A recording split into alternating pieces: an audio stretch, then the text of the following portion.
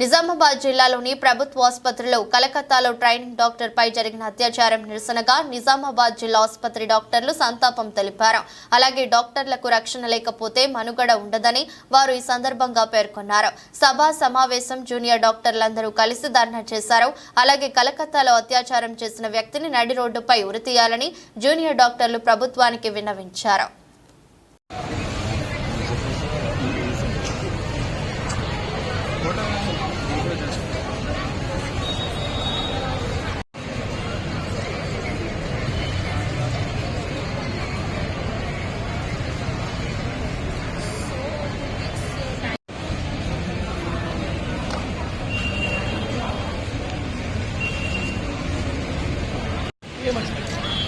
ముందు కూర్చో అమ్మాయిలతో దగ్గర కూర్చో ముందు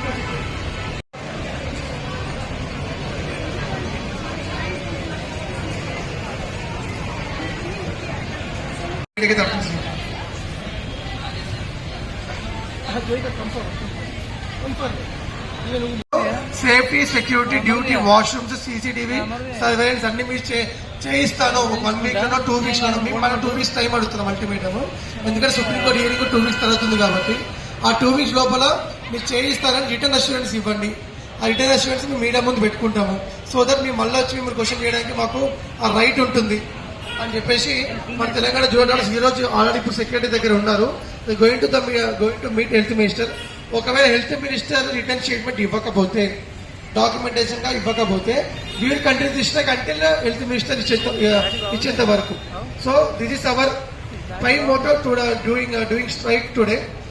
ఏంటంటే మన హెల్త్ మినిస్టర్ గారు ప్రతి గవర్నమెంట్ మెడికల్ కాలేజ్ తెలంగాణలోని గవర్నమెంట్ మెడికల్ కాలేజెస్ కి సేఫ్టీ విషయంలో సెక్యూరిటీ విషయంలో సెక్యూరిటీ స్టాఫ్ కావచ్చు ఎస్పీఎఫ్ ఫోర్స్ కావచ్చు పెంచాలని duty rooms washrooms CCTV cameras ఇవన్నీ ఆయన పరిధిలో ఉండి ప్రాపర్ మానిటరింగ్ చేయాలని మేము డిమాండ్ చేస్తున్నాము. అండ్ మన కలకత్తాలో జరిగిన అభయ కేసుకి మేము సుప్రీంకోర్టు తీర్పుకి మేము వాళ్ళు చేస్తున్న న్యాయానికి మేము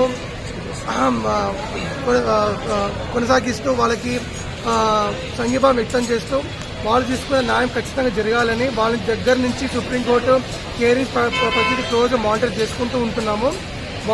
వాళ్ళు మాకు ఎవరైతే అక్యూజ్డ్ ఉన్నారో ఎవరైతే నిందితులు ఉన్నారో వాళ్ళ పేర్లు బయటికి రాకపోని ఎడల దేశమంతా ఎమర్జెన్సీస్ విత్ ఐఎంఏతో కలిపి చేయడానికి ఫైమా అండ్ తెలంగాణ కూడా డిసైడ్ అయ్యామండి. సో హెల్త్ మినిస్టర్ గారు ముందుకు వచ్చి రిటర్న్ గా మాకు 2 వారాల లోపల ఈ సేఫ్టీ అండ్ భద్రత విషయంలో మేము ఆ డిమాండ్స్ ని ఇస్తామని రిటర్న్ పూర్వకంగా ఇస్తే మా ఈ స్ట్రైక్ మేము ఆపేస్తాం, లేకపోతే ఈ స్ట్రైక్ కొనసాగుతున్నాం.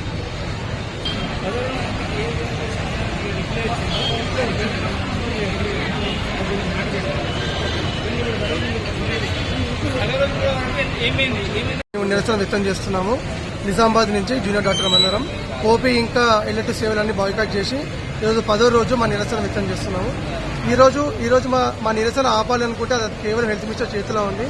ఈ రోజు మా జూడావాళ్ళు జూనియర్ డాక్టర్స్ తరపు నుంచి హైదరాబాద్కి వెళ్లి హెల్త్ మినిస్టర్ గారికి తెలంగాణలో ప్రతి గవర్నమెంట్ మెడికల్ కాలేజీలో రక్షణ మరియు సేఫ్టీ విషయంలో తీసుకోవాల్సిన జాగ్రత్తలు సీసీటీవీ కానీ సెక్యూరిటీ ఫోర్స్ పెంచడంలో కానీ ఎస్పీఎఫ్ బలగాలని ఇంకా పెంచడం విషయంలో కానీ డ్యూటీ రూమ్స్ కానీ వాష్రూమ్స్ కానీ డ్యూటీ డాక్టర్స్కి ఇవన్నీ ఇస్తా అని హెల్త్ మినిస్టర్ గారు రిటర్న్ అష్యూరెన్స్ ఇస్తే మా ఆడపిల్లలు వాళ్ళు సేఫ్గా ఫీల్ అయ్యి మళ్ళీ రిటర్న్ డ్యూటీకి వెళ్ళి మళ్ళీ జాయిన్.